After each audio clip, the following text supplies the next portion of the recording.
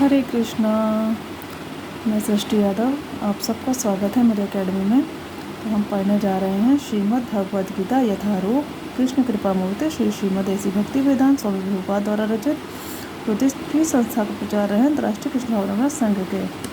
ठीक है, तो हम आगे इसको आज हम श्लोक संख्या 10.20 पढ़ेंगे। अध्याय 10 चल रहा है अभी, श्री भगवान का ऐश्वर्य।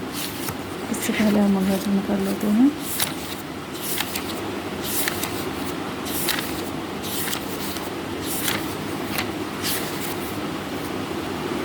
मंगलाचरण करने से हमें गुरु की कृपा मिलती है। इसे मैंने इसका अर्थ भी अच्छे से बता रखा है फर्स्ट वीडियो में, अभी हम पढ़ लेते हैं संक्षिप्त में। ओम अज्ञानतिमिरान्धस्य ज्ञानाञ्जनशलाकया चक्षुरुन्मिलितं येन तस्मै श्रीगुरुवे नमः। श्रीचैतन्यमनोभीष्टं स्थापितं येन भूतले स्वयं रूपं कदा मह्यं ददाति स्वपदान्तिकम्।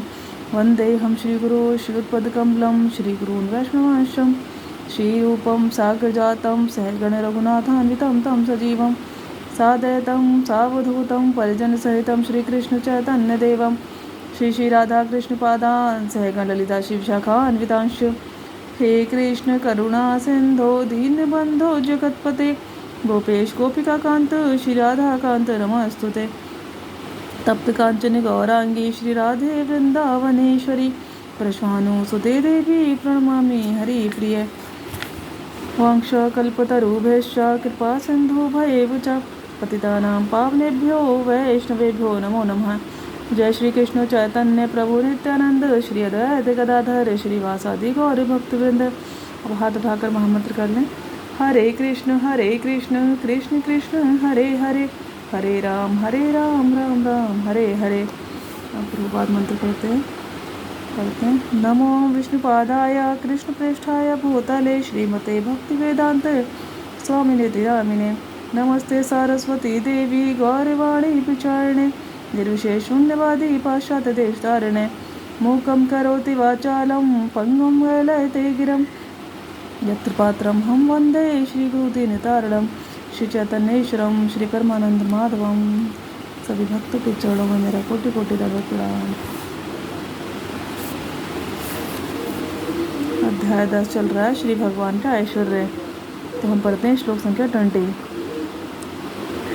जब हम लोग ऐप वगैरह के थ्रू या मीट के थ्रू पढ़ेंगे, गूगल के थ्रू, जूम के थ्रू, तो शब्दार्थ आप लोग पढ़ेंगे, मैं श्लोक का पढ़ूँगी। अभी तो पूरा ही मुझे पढ़ना होगा, मैं ही पढ़ती हूँ, पढ़ूँगी वो सारा।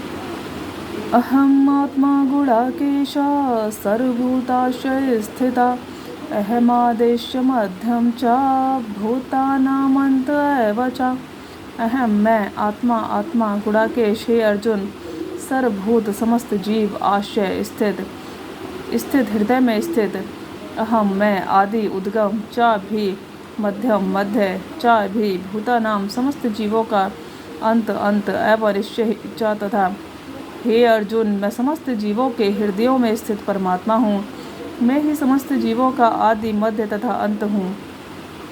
क्या कह रहे हैं भगवान? समस्त जीवों के हृदयों में स्थित परमात्मा हूँ और मैं ही समस्त जीवों का आदि मध्य तथा अंत हूँ। तात्पर्य से समझते हैं। ठीक है, अर्जुन भगवान के बहुत उन्नत भक्त हैं, इसलिए भगवान अर्जुन को हर बात बता रहे हैं। आदि मध्य अंत का अर्थ मैंने पूछा था, समझा था माता जी से। तो जो मेरी गुरु माँ है जिसे मैं पढ़ती हूँ, तो ना ये आदि, ये काल और शरीर दोनों के परिदृश्य में हर तरह से भगवान आदि मध्य तथा अंत सब कुछ वही हैं। तो अब तात्पर्य समझते हैं।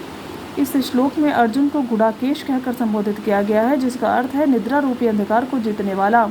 गुडाकेश का क्या मतलब होता है? निद्रा रूपी अंधकार को जीतने वाला। ऐसे जो भी नाम और उपाधि मिली है ना, उसका बहुत बहुत डीप अर्थ होता है। जो लोग अज्ञान रूपी अंधकार में सोए हुए हैं, उनके लिए समझ पाना संभव नहीं है कि भगवान किन किन विधियों से श्लोक में तथा वैकुंठ लोक में प्रकट होते हैं। अतः कृष्ण द्वारा अर्जुन के लिए इस प्रकार का संबोधन महत्वपूर्ण है। चूँकि अर्जुन ऐसे अंधकार से ऊपर है, अतः भगवान उससे विविध ऐश्वर्यों को बताने के लिए तैयार हो जाते हैं। सर्वप्रथम कृष्ण अर्जुन को बताते हैं कि वे अपने मूल विस्तार के कारण समग्र दृश्य जगत की आत्मा हैं। भौतिक सृष्टि के पूर्व भगवान अपने मूल विस्तार के द्वारा पुरुष अवतार धारण करते हैं और उन्हीं से सब कुछ आरंभ होता है। अतः वे प्रधान महतत्व की आत्मा है। इस सृष्टि का कारण महतत्व नहीं होता, वास्तव में महाविष्णु संपूर्ण भौतिक शक्ति या महत्व में प्रवेश करते हैं। वे आत्मा है। जब महाविष्णु इस प्रकृतिभूत ब्रह्मांडों में प्रवेश करते हैं तो वे प्रत्येक जीव में पुनः परमात्मा के रूप में प्रकट होते हैं। हमें ज्ञात है कि जीव का शरीर आत्मा के स्फुलिंग की उपस्थिति के कारण विद्वान रहता है। बिना आध्यात्मिक स्फुलिंग के शरीर विकसित नहीं हो सकता। उसी प्रकार भौतिक जगत का जब तक विकास नहीं होता तब तक परमात्मा कृष्ण का प्रवेश नहीं हो जाता। जैसा कि सुबल उपनिषद में कहा गया है, प्रकृत्यादि सर्वभूतांतर्यामी सर्वशेषी च नारायण। परमात्मा रूप में भगवान समस्त प्रकृतिभूत ब्रह्मांडों में विद्यमान है। श्रीमद् भागवत में तीनों पुरुष अवतारों का वर्णन हुआ है। सातवं तंत्र में भी इनका वर्णन मिलता है। विष्णु त्रस्तु त्रीणि रूपाणि पुरुषाख्यानथो विदु।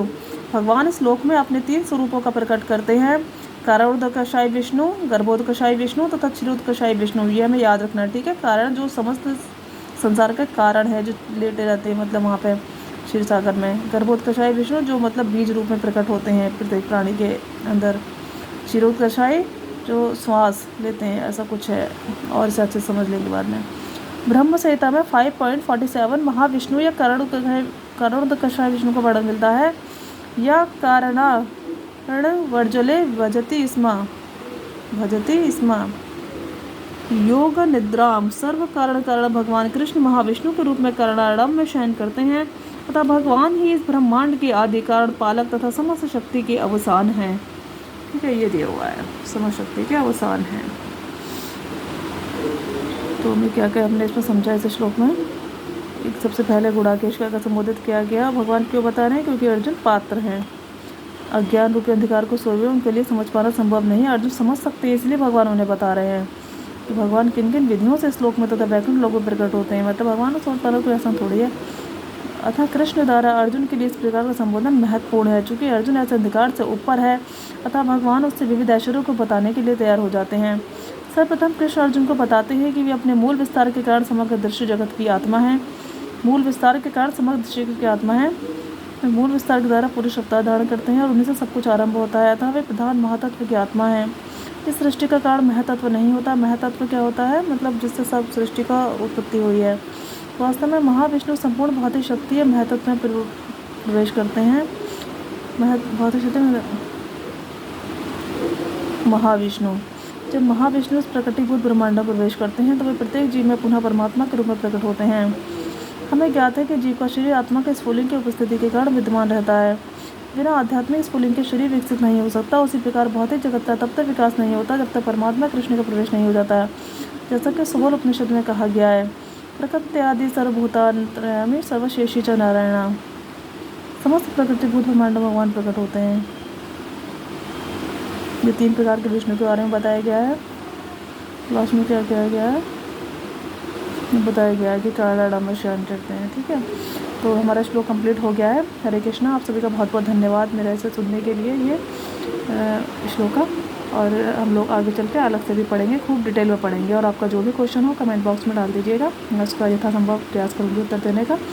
चाहे तो मैं कंटेंट वगैरह भी दे दूँगी, अलग से भी पूछ सकते हैं मैसेज करके व्हाट्सएप के थ्रू। इसके अलावा हम लोग कभी भी आगे चल के मीट ऐप जूम के थ्रू पढ़ेंगे तो बहुत अच्छे से बाई क्वेश्चन समझेंगे। मतलब क्वेश्चन सबसे इंपॉर्टेंट है कि 8-10 मिनट क्वेश्चन के दिए जाएँ अगर कोई भी मन में है, जैसे कि क्षीरोदकशायी विष्णु ये सब क्या होते हैं, ये डिटेल में समझने के लिए, और भी सब चीज़ें हैं। ठीक है, धन्यवाद, बहुत बहुत धन्यवाद आपका। आप सबका भविष्य उज्जवल हो। हरे कृष्ण।